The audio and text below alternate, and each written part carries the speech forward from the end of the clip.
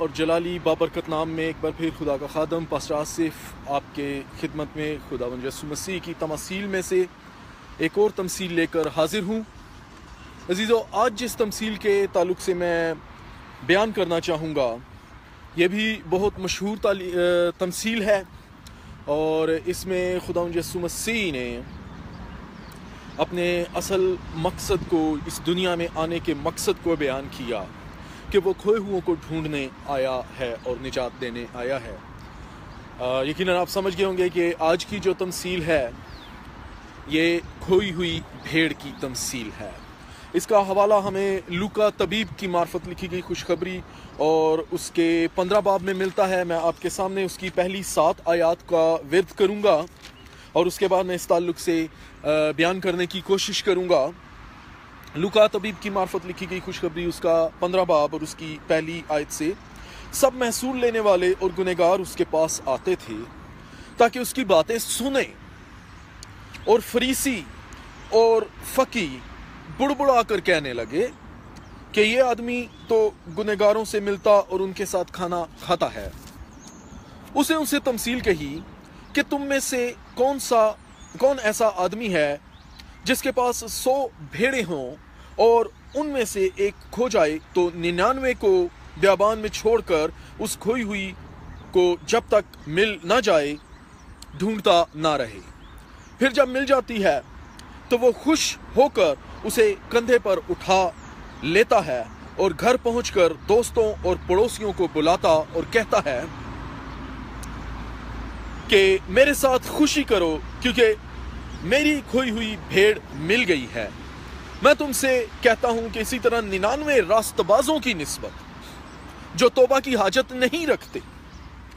ایک توبہ کرنے والے گنہگار کے باعث آسمان پر زیادہ خوشی ہوگی۔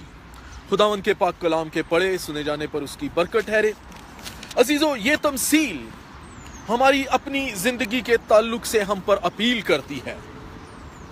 لوکا طبیب کے اس حوالے میں 15 باب میں ہمیں 3 تماثیل ملتی ہیں، اور تینوں تماثیل جو ہیں وہ کھوئے ہوئے انسان کو، اس کی اصلی حالت کو بیان کرتی ہیں، اور ان تینوں تماثیل کے آخر میں، ہر تمثیل کے اینڈ پر آپ دیکھتے ہیں کہ ایک بڑی خوشی کی ضیافت اور خوشی منائی جاتی ہے، یعنی آسمان پر ایک کھوئے ہوئے کے مل جانے کے باعث، خدا کے پاس واپس آ جانے کے باعث خدا کی بادشاہی میں خوشی منائی جاتی ہے۔ اور یہ خوشی کون مناتے ہیں؟ خدا کے رحم، خدا کا لشکر، خدا کے فرشتگان، کیونکہ فرشتگان خدا کی ایسی مقرر کردہ فوج ہے جو اس کے لوگوں کی حفاظت پر مامور ہے۔ یسوع مسیح نے کیا کہا تھا؟ میں تم سے سچ کہتا ہوں کہ ان کے فرشتے آسمان پر میرے باپ کا منہ ہر وقت تکتے رہتے ہیں۔ یہ وہ مخلوقات ہیں جو زمین پر ایک انسان کے نجات پانے کے باعث، یسوع مسیح کے لہو کو، اس کے کفارہ کو، اس کی قربانی کو قبول کرنے کے باعث جب خدا کی بادشاہی کا حصہ بنتے ہیں تو یہ آسمان پر خوشی مناتے ہیں۔ اس حوالے میں، اس باب میں جو 3 تماثیل ہیں، پہلی کھوئی ہوئی بھیڑ کی تمثیل ہے، اور ہم نے اس حوالے میں دیکھا کہ جب یہ کھوئی ہوئی بھیڑ مل گئی تو آسمان پر بڑی خوشی منائی گئی۔ پھر اس کے فوراً بعد یسوع مسیح دوسری تمثیل شروع کرتے ہیں، اور وہ کھوئے ہوئے سکے کی تمثیل ہے۔ یہ ان دونوں میں ایک ڈیفرنس ہے۔ بہت سے لوگ کہتے ہیں کہ دونوں کا مقصد ایک ہی ہے، کھوئے ہوئے کے مل جانے کے باعث نہیں۔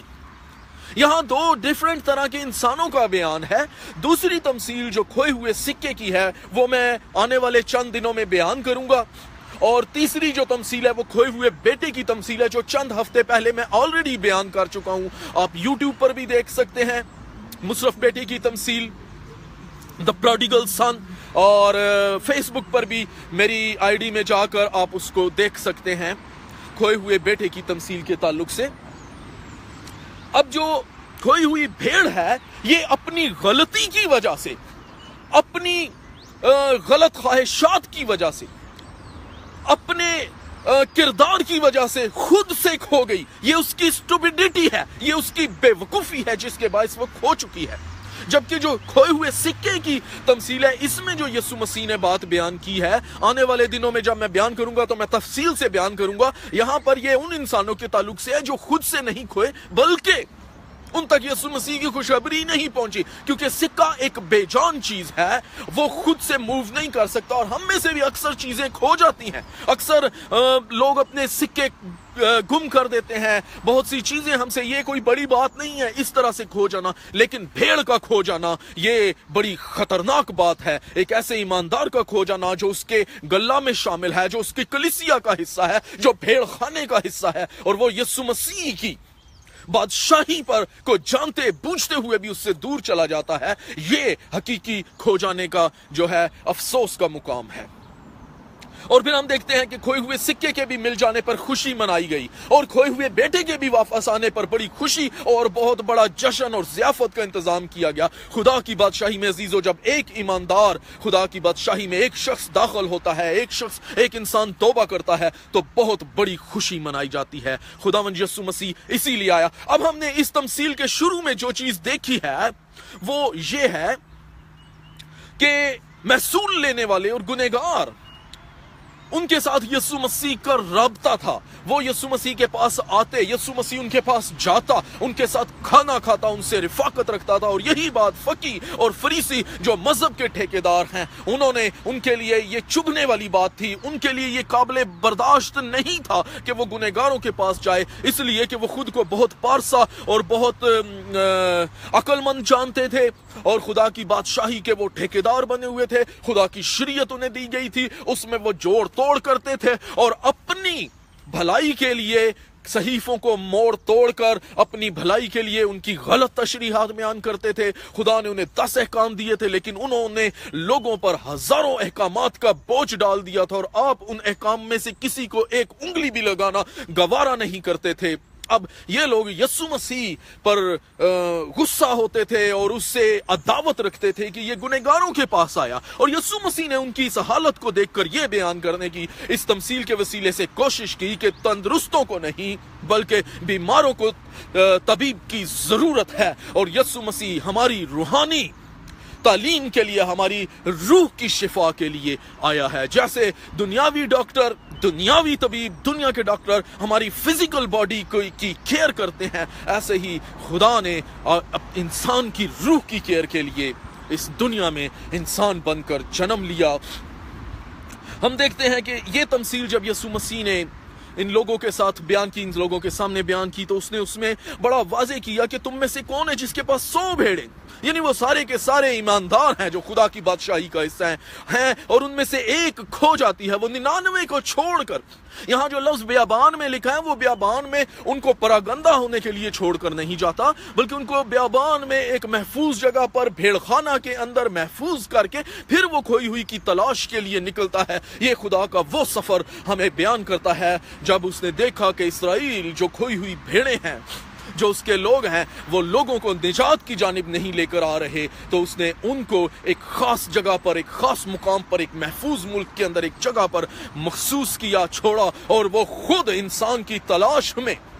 ہمارے پاس اس دنیا میں آیا، اور وہ اس کی اس وقت تک تلاش کرتا ہے جب تک وہ مل نہیں جاتی، لکھا وہ تب تک تلاش کرتا رہا، اور یہ تلاش جو ہے یہ کٹھن سفر ہے، یہ ایک مشکل سفر ہے، یہ آسمان کی بادشاہی، آسمان کے اختیار اور فرشتوں کی اس بڑی فوج کی جے جے کار جو اس کی حضوری میں بیٹھ کر ہر دم ہر لمحہ اس کے لیے قدوس قدوس پکارتے تھے، اس سارے اختیار کو چھوڑ کر زمین پر آ گیا، اور اس کے لیے سر دھرنے کو بھی جگہ نہ تھی، اور اس نے اس کٹھن سفر میں پھر بھی اس کھوئی ہوئی بھیڑ کو تلاش کرنے کے لیے صلیب تک، کلوری تک کا سفر کیا، جب تک کہ وہ مل نہ گئی۔ اب دیکھتے ہیں کہ ہم ایسٹر کے پروگرام کے اندر، ایسٹر کے مہینے کے اندر سے گزر رہے ہیں۔ یہ ایک ایسا وقت ہے جب ہمیں یاد دلایا جاتا ہے کہ کس طور سے یسوع مسیح نے ہماری نجات کے لیے، ہماری تلاش کے لیے کس طور سے کتنا کٹھن سفر کیا۔ یہاں ایک بار پھر میں ایک مکاشفہ بیان کرتا جاؤں جو میں نے سیکھا، اور میں اکثر اپنے سرمنز میں جب بھی کبھی مجھے ایز اے گیسٹ سپیکر یا اپنے چرچ میں جب بھی مجھے موقع ملتا ہے، جب میں اس کو بیان کرتا ہوں تو میں یہ ضرور کرتا ہوں کہ خدا نے 6 دنوں میں اس کائنات کو بنایا، ہر چیز کو بنایا، جو سب بگاڑ پیدا ہوا اس کو ٹھیک کرنے کے لیے خدا کو صرف 6 گھنٹے لگے۔ وہ 6 گھنٹے صلیب پر لٹکا رہا. اس 6 گھنٹے کے اندر اندر اس نے کہا تمام ہوا. جو سب کچھ اچھا تھا یہ اس نے. اور یہی وہ کٹھن سفر ہے جو کھوئی ہوئی بھیڑ کی تلاش کے لیے عزیزو، آپ کے لیے اور میرے لیے، آپ کی تلاش کے لیے اور میری تلاش کے لیے خداوند یسوع مسیح نے کٹھن سفر اختیار کیا اور بالآخر موت کو گوارا کیا. لیکن جب تک ہم مل نہیں گئے تب تک اس نے اس تلاش کو جاری رکھا. یہ جو 99 بھیڑیں تھیں، یہ جو نجات یافتہ لوگ تھے یا جو نجات یافتہ کہلاتے تھے، جو خدا کی قوم کا حصہ تھے، ان کو طبیب کی ضرورت نہیں. اگر ان میں سے کوئی خدا کی بادشاہی میں داخل بھی ہوتا ہے تو بھی اتنی بڑی خوشی کی بات نہیں جتنی بڑی کہ ایک کھوئے ہوئے شخص کے جو خدا کی بادشاہی سے دور ہے اس کی بادشاہی میں آ جاتا ہے. یہ وہی بات ہے جو پہلے میں کھوئے ہوئے بیٹے کی تمثیل میں بیان کر چکا کہ بڑا تو باپ کے پاس ہی تھا، اس کو نجات کی توبہ کی ضرورت کیونکہ وہ نجات کے اندر شامل ہو چکا، وہ باپ کی بادشاہی کے اندر تھا. اسی طرح سے ان 99 بھیڑوں میں سے جو کھوئی ہوئی بھیڑ ہے اس کی خدا کی بادشاہی میں داخل ہونے کا زیادہ بڑا درجہ ہے. حقیقی طور پر اگر آپ اخلاقی طور پر دیکھیں تو ہم سب گنہگار ہیں، ہم سب نے گناہ کیا ہے اور کلام کہتا ہے کہ سب نے گناہ کیا اور خدا کے جلال سے محروم ہیں. ہم سب نے گناہ کیا ہے، لیکن جب ہم اس کو قبول کر لیتے ہیں، اپنی غلطیوں کا اقرار کر لیتے ہیں، جیسے اس بھیڑ کو جب وہ مل گئی تو اس نے اس کو بیابان میں نہیں رہنے دیا اور نہ اپنے پیچھے اس کو کھینچ کر لایا اور نہ اپنے آگے اس کو ہانکتا رہا چھڑی کے ساتھ، بلکہ لکھا ہے بڑی خوشی سے اس نے اس کو نکالا، جان جوکھوں میں ڈال کر اور اپنے کندھوں پر اٹھا لیا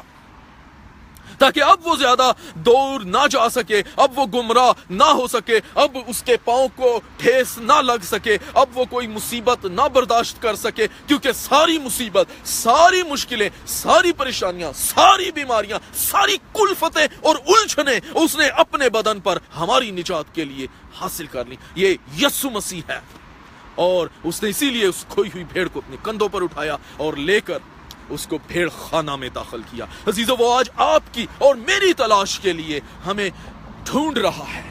آئیے اس کی نجات کو قبول کریں. جتنوں نے اسے قبول کیا اس نے انہیں خدا کے فرزند ہونے کا حق بخشا. اگر آج ہم اس کو قبول کرتے ہیں ہم خدا کے فرزند، خدا کے بیٹے اور بیٹیاں ہو جاتے ہیں. اگر آج اس کو قبول نہیں کرتے تو یہ ہماری زندگی کا سب سے دکھی اور پریشان کن لمحہ ہوگا. وہ کھوئی ہوئی بھیڑ کی تلاش کرتا ہے. وہ کھوئی ہوئی بھیڑ حقیقی طور پر عزیزو ہم ہیں. وہ انسان ہے جس کی تلاش کے لیے وہ اس دنیا میں، اس جہان میں آیا